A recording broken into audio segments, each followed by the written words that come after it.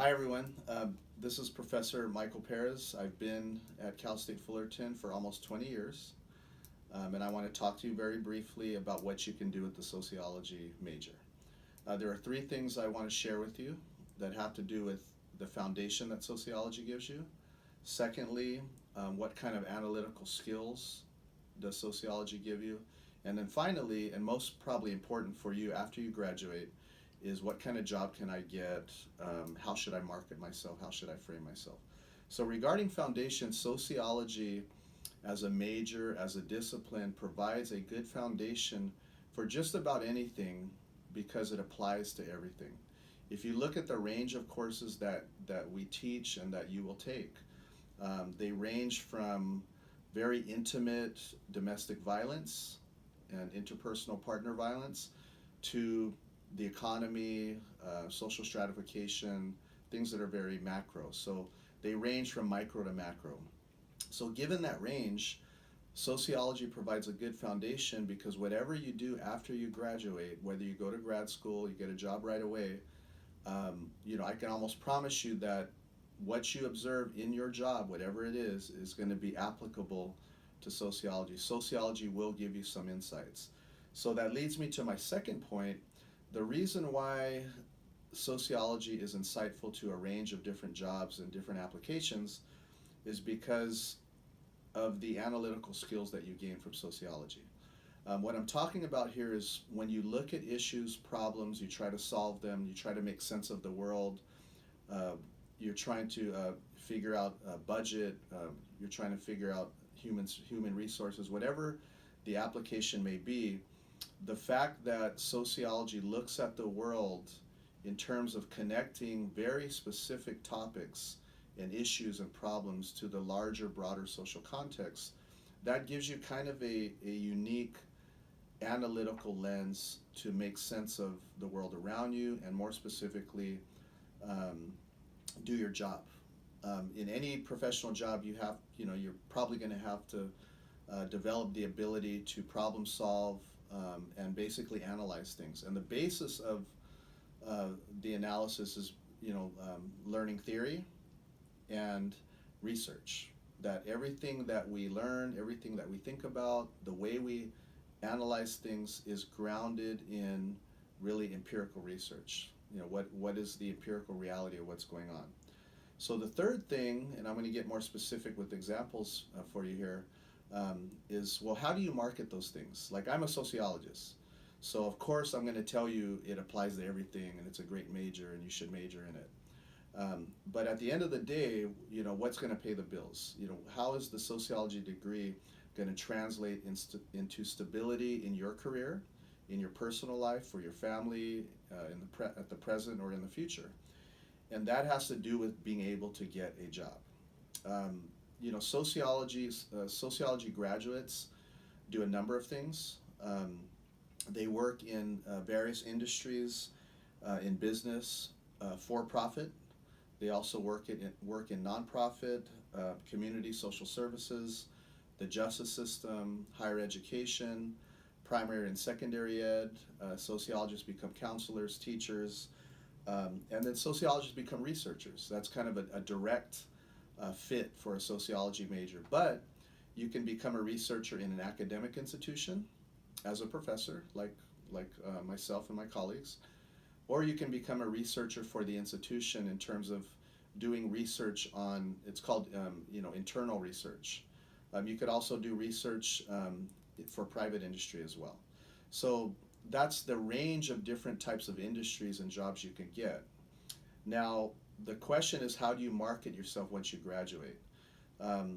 Convincing employers that the analytical skills and the foundation you get from sociology is both the challenge and the beauty of the degree.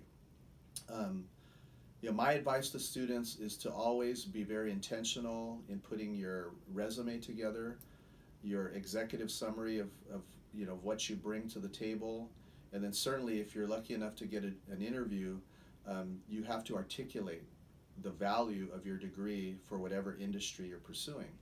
And the ability to articulate those things is what you get from the curriculum. That's where you're writing the papers, doing the presentations, analyzing things sociologically, but not just in your own head. You have to be able to communicate to others who maybe are not very familiar with sociology. That's the kind of thing you need to do when you market yourself and you go on the job market, so that employers see the value of sociology, very specifically. So two examples. I tend to teach in two very specific areas of specialty, in the area of race and ethnicity, as well as the sociology of sports. These are two very fun, very intense topics, especially in terms of race. And they're topics that we study that have application to a lot of different jobs. So in the area of race and ethnicity, we obviously live in a diverse world. So any social setting you're in, whether you become a nurse, an orthopedic surgeon, if you become a social worker, if you become an elementary school teacher, a police officer, whatever it is that you do, showing and being able to deal with people, interact with them in the context of diversity, people coming from different economic standings, from different ethnic and ancestral histories, with different sexual identities and different sexualities. That's very complex. So in any job, you have to be able to navigate diversity in those settings and to carry out really the mission of what you're supposed to be doing in terms of service, in terms of whatever it is that you do in that job. The second one, I teach the sociology of sports. And sports is a fun topic. It's an essential topic because sports is ingrained in society. That's why it is a sociological topic. But what kind of knowledge do you get from studying sports that can apply to other places? Well, in terms of industry, there's a lot of different jobs that converge in the industry of sports at a professional level, at the intercollegiate level, at the interscholastic level, at the youth sports level. And then certainly in terms of media and media production, that kind of goes hand in hand because it overlaps with the sports world. So anything from becoming an athletic director for a high school or at college, becoming an administrator in some other capacity, dealing with compliance, dealing with marketing and fundraising, all the different jobs that you can get in the sports industry is really kind of like a microcosm of industries outside of sports. So sociology, understanding the role of sports in society, understanding the role of sports in terms of pop culture, understanding the value of sports in socializing children and teenagers, to the role of intercollegiate athletics for a system of higher education. I know I'm saying a lot, but the point is, this is an example of sociology gives you the ability and the insight to understand how to connect the dots in which all these things are related.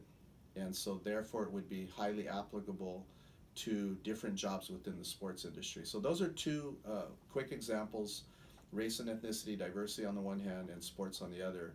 And we have a range of courses where you study very specific, interesting things. And what I'm telling you is part of what you learn here is how to market yourself, taking those very specific things that you learn and framing yourself where employers appreciate the value of what you bring and hopefully hire you so you get a good job. Thank you very much. I hope you enjoy your journey in sociology.